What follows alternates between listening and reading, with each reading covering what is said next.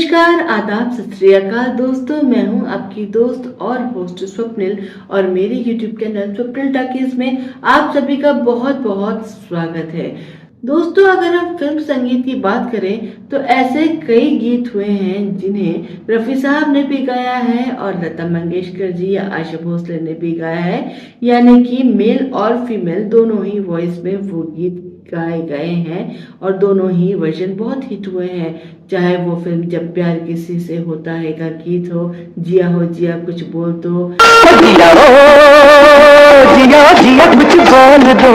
जब प्यार किसी से होता है तो दर्द सदियों में होता है, या फिर एहसान तेरा होगा मुझ पर, फिल्म जंगली का गीत जिसे रफ़ी साहब और लता जी दोनों ने गाया है। एहसान तेरा होगा मुझ पर, एहसान तेरा होगा मुझ पर, या फिर पगला कहीं का गाना तुम मुझे यूं भुला ना पाओगे, ये गीत भी दोनों वॉइस में है। तुम मुझे यूं भुला न पाओगे।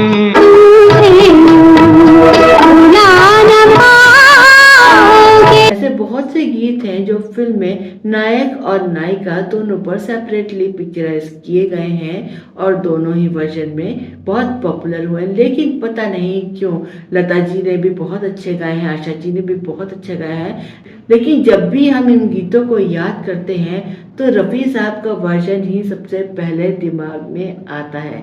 आप खुद सोच कर देख लीजिए, कोई सा भी गीत आप अगर कोई भी गीत इनमें से याद करेंगे तो आपके दिमाग में रफ़ी साहब की आवाज़ ही गूंजेगी। रफ़ी साहब की आवाज़ सीधे दिल तक पहुंच जाती थी। ऐसा ही एक गीत है फिल्म हम दोनों का, अभी न जाओ छोड़ कर के दिल अभी भरा नहीं। अभी ना जाओ छोड़ कर के दिल अभी। ये गीत डुएट है रफ़ी साहब और आशा भोसले जी की आवाज में।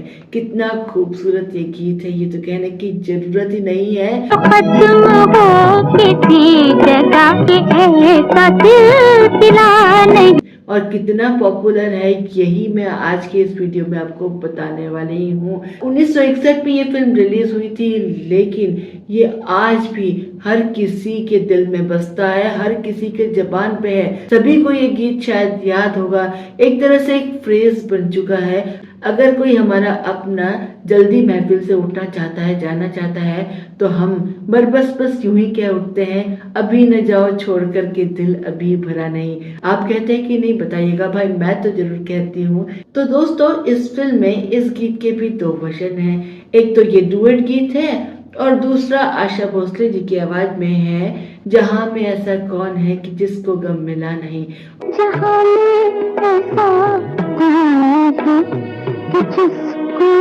धुन उस गीत की भी यही है और वो भी बहुत ही प्यारा सा वर्जन है।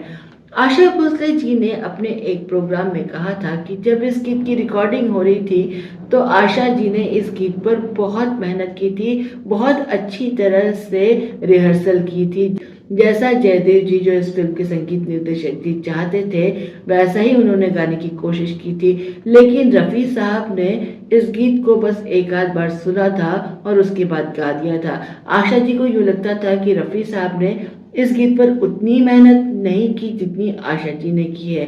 और ये बात जब उन्होंने एक कार्यक्रम में कही थी तो रफ़ी साहब के बहुत से फैंस इस बात से नाराज भी हो गए थे कि आशा जी को ऐसा नहीं कहना चाहिए था। रफ़ी साहब ने इस गीत को जिस तरह से गाया है वैसा तो शायद ही कोई गा सकता था, लोगों के दिलों में बसता है ये गीत। अभी अभी तो आई हो, अभी तो कुछ कहा नहीं। ये बात साबित हुई है बरसों बाद आशा जी के एक प्रोग्राम में। जी हाँ, आशा जी एक अपने लाइव शो में इस गीत को परफॉर्म कर रही थी। वो अपनी लाइनें गाने की कोशिश कर रही थी। उन्होंने जैसे ही चंद पंक्तियां इस गीत की गाई, हॉल में मौजूद हजारों की ऑडियंस साथ साथ गाने लगी। सबको ये गीत जबानी याद था, सबने पूरा गीत गाना शुरू कर दिया और वो सब के सब रफ़ी साहब की ही लाइनें गा रहे थे और सबके साथ सुर में सुर मिलाकर आशा जी को भी रफ़ी साहब की पंक्तियां ही गानी पड़ी।